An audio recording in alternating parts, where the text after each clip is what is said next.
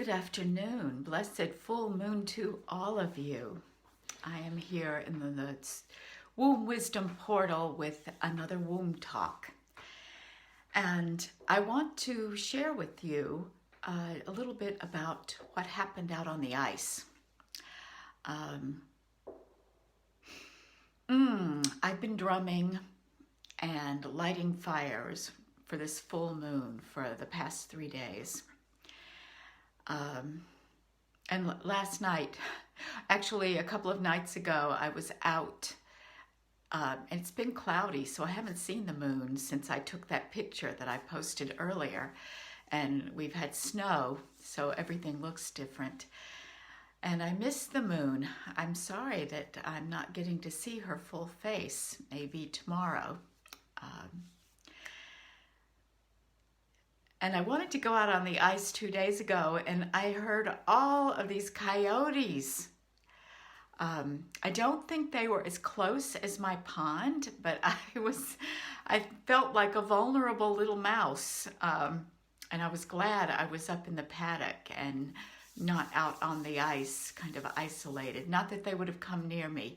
They are so wild. They will, if they sense a human being. They know that most human beings do not have goodwill towards them, and so they will keep a wide berth. I really had nothing to fear, but my inner animal was intimidated by the sound of the song dogs singing. So I went out today. I took my drum out, and I wanted to drum on the ice because the ice is a skin over the water, and I wanted the energy of the water underneath the ice to amplify the drumming and my prayers. And there are many things to pray about, and many people have let me know about their personal prayer request. I have many friends who are grieving, who have passed, so praying for the ones who have gone and the ones who are left behind. People who are healing from COVID, just got tested positive for COVID. People who are afraid of COVID, people who are facing it in their lives, their work every day. And the main thing that I was fiercely praying for is what's going on in our government. After the rush last week of the inauguration and realizing that there has been a shift in the power and who's getting to sign the checks and put out the executive orders, and a difference in ethics and a difference in style and a whole lot of difference. I truly acknowledge that there is a whole lot of difference, and I'm also acknowledging that overall things are not that different. And we are still governed. I don't care which party in any country is in charge. We are still governed by a system that is by and for the patriarchy. And the patriarchy is a little word that encompasses everything about what we are living, including my own white privilege, my own sense of within myself, I am upholding the patriarchy. It's impossible to step away from it. And so we keep trying, we keep efforting, we keep looking for ways to heal within ourselves. So that was my biggest. I almost ruined my voice praying for a shift, an energetic shift, essentially praying that the patriarchy will lose, whatever that looks like. And I just wanted to tell you that. I want to bring that into the room. We have big and dangerous work ahead of us.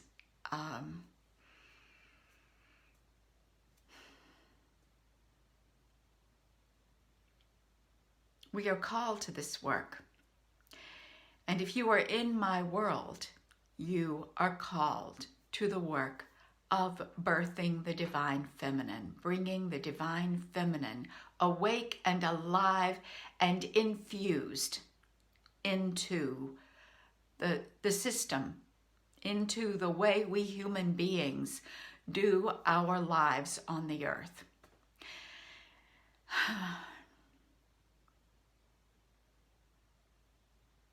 And I do not expect I do not believe it is possible to have the patriarchy open its arms and say, oh, we screwed up 5,000 years ago when we sent the goddess away and told her she was the devil. When we suppressed the women's voices, when we enslaved the indigenous people wherever the white Europeans stepped. And it wasn't exclusively the white Europeans. It's happened over and over again, where whoever thought they were in the right would enslave and suppress and genocide whoever was living where they wanted to live. The Old Testament is literally one story of this after the other. It is a grand tale of conquest. The patriarchy is not going to change that habit. It's incapable of it. And so I visualize different ways that we shift. How do we shift? Do we do so violently? By blowing things up. I do not think that is the way of the feminine. The goddess doesn't really need to. I take that back. I have no idea. There are warrior goddesses. How many times have I done divine feminine astrology readings where I said the goddess is calling Mars and putting him to work, his sword. Now, that is a metaphor for decisive and active and fiery masculine energy. It also can mean war, destruction.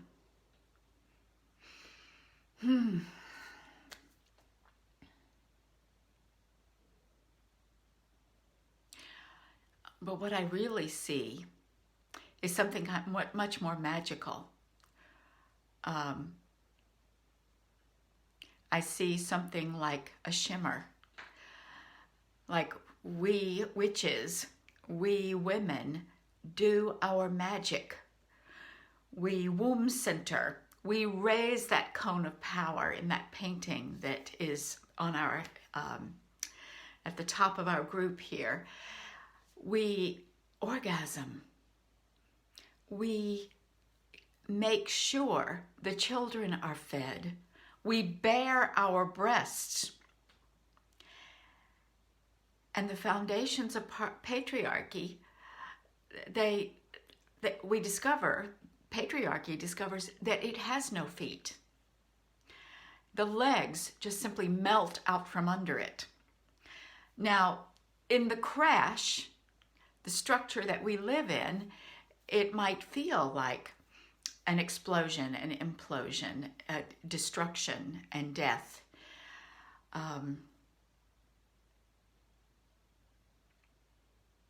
It will feel like that. It's scary. And so we get sick of it and angry, and we speak it out and say, I'm all for it. I'm tearing down the patriarchy. I am dismantling, and I am bringing in its place. It's really important that we understand what we are bringing in its place. Riane Eisler calls it the partnership society, partnership, where the masculine and the feminine work together, male and female, or the spectrum works together. Humans work together, that life can be amplified and supported. And what is good, ultimately what is good for women and children is good for the planet, is good for the economy, is good for the government. And it does create a shift in government when you change the emphasis. Who benefits? When you allow the force and focus of the law to be on upholding life, supporting the ones who bring life. When you shift your values, it's almost, we give lip service to it, but what does it look like? What does it really look like? Well, I invite you to imagine what would it look like. I invite you to journal, to take your journal and say, what does it look like with patriarchy dismantled? Who am I? What do I have?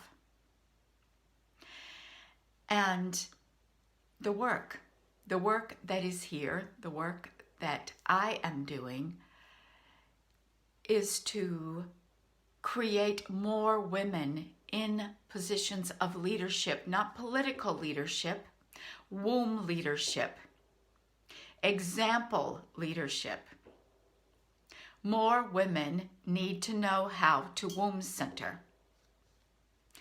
More women need to know how to own their sexuality, to own it as replenishing power, to own their womb as oracle, to own their magic.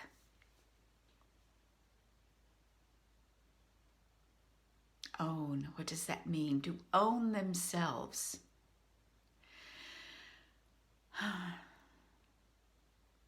It's a challenge.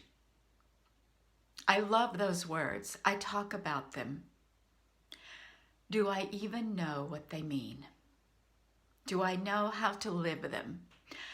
I have to say not, because I came here to this land to create that kind of community, and I find that I don't want to be bothered. It's kind of interesting to discover that. And yet there is a part of me that is softening, that is saying, oh, just imagine it. Just imagine what it might look like, how it might feel, how it can feel good, how it can work. Look at what you think it is, and you're saying you don't want that because it demands too much of you, or it looks, I think that the model of the feminine within the patriarchy, it looks like I must sacrifice myself to create a new world. When really creating the new world is somehow the opposite of sacrificing myself, yourself. Creating a new world is, first off, nourishing yourself and sharing from fullness. What a strange concept.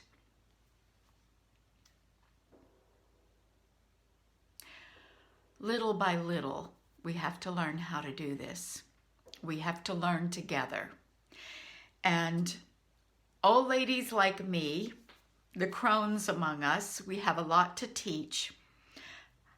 We have a lot of mentoring to do. And it is the younger ones we mentor who will take it to the next level. That is the work that I am here to do of the School of Womb Wisdom. I am here to teach women to embody the divine feminine, to be the hands, feet, voice, womb of the divine feminine. To teach you to womb center, to own your sexuality, to understand that self-care, self-love, pleasure is your medicine and your power. And the patriarchy cannot stand before it.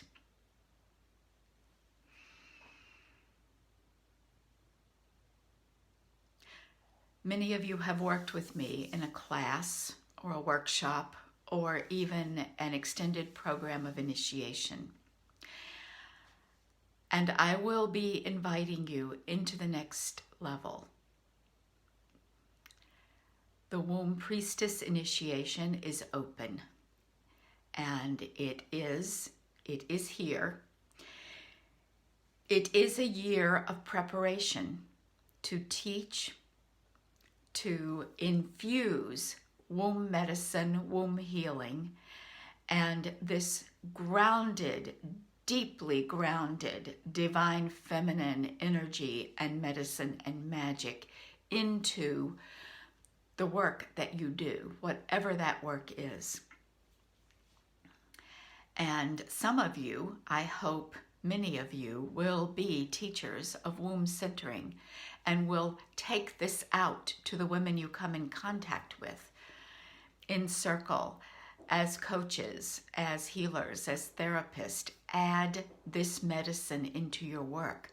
Even if you're working in corporate, even if you are working in government or in institutions that are embedded in the patriarchy, from inside that space, stealthily, we will begin that shift of vibration and that shift of consciousness that will have those pillars of the patriarchy begin to dissolve. And people will understand what to replace it with, how to rebuild when they are connected to their wombs, and when the men in our world and on the planet know how to amplify and support and uplift the feminine. So if you've worked with me before, watch for the invitation. If you have not worked with me before, some of you will get the invitation to take the first step.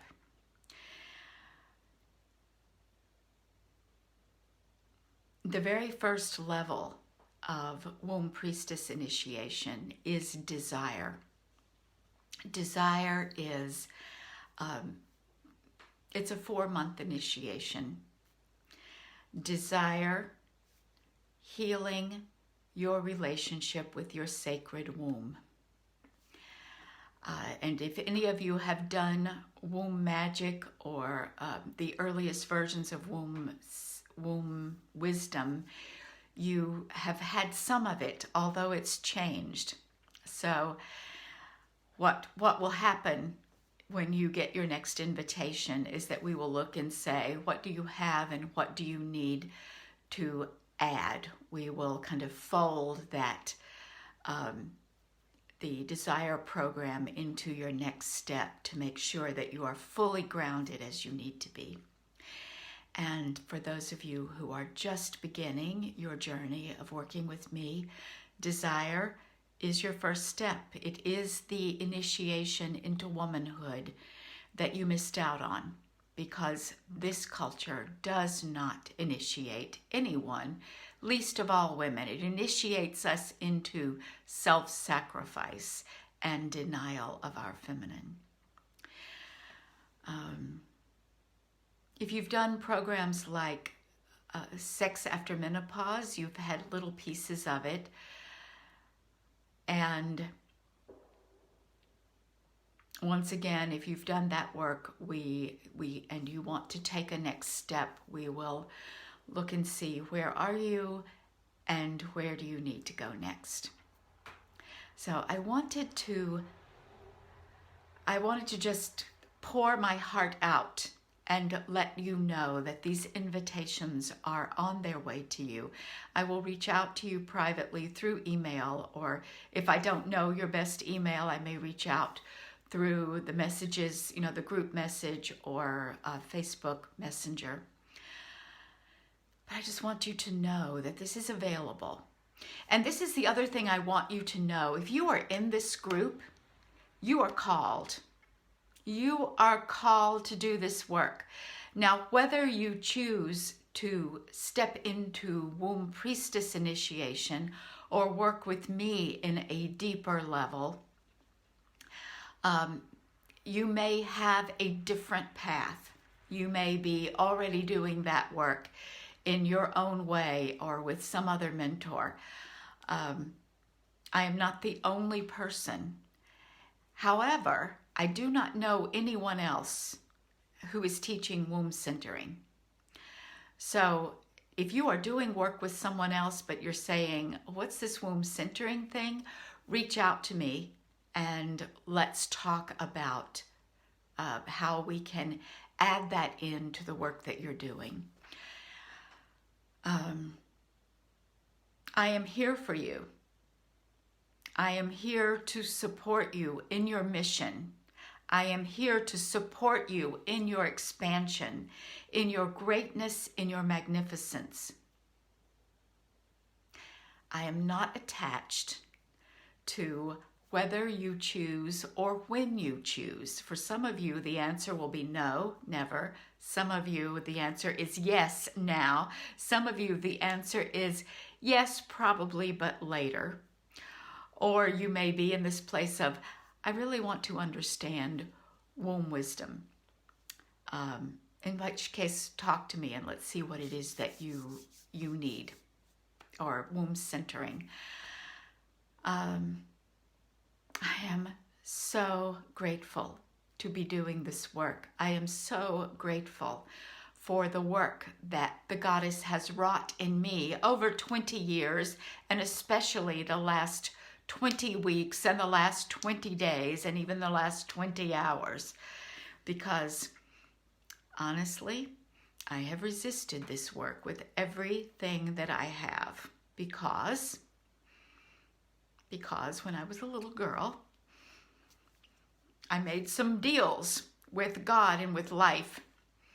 And to do this work, I've had to break those deals. It's scary. That's part of what we do. We'll look at what agreements did you make before you even knew you were making them? And how do we tap into that energy and that power that has been tied up in these old agreements and these old decisions, and release it so that you can live who you are meant to be right now? So that is the work that we have to do right here, right now. And I will be, as always, this space, this womb wisdom portal is the courtyard. And I will keep giving. I will keep giving with astrology and with womb talks and with master classes and with just sharing random posts and articles. And there comes a time when you have the invitation, as Mia had in the story that I shared with you, to walk up the steps and step onto the porch and receive the invitation to open the doors into the temple. And that temple is vast. I was in the temple with my first priestess for 12 years.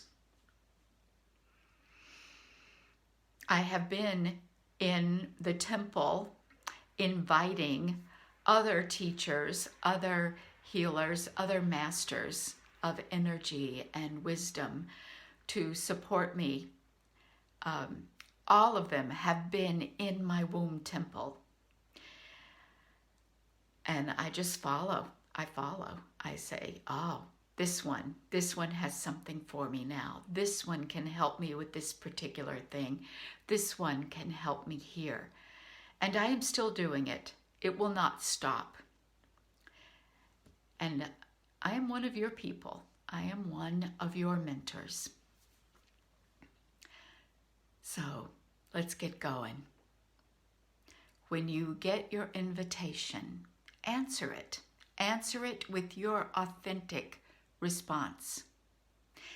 And if you need to talk to me because you have questions, we will make a time to talk.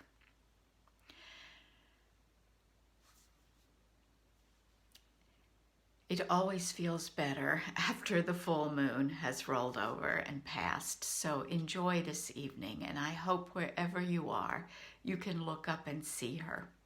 I'm going to look up and see clouds and snowflakes, and that's good too. Blessed full moon, everyone. Have some fun in Leo.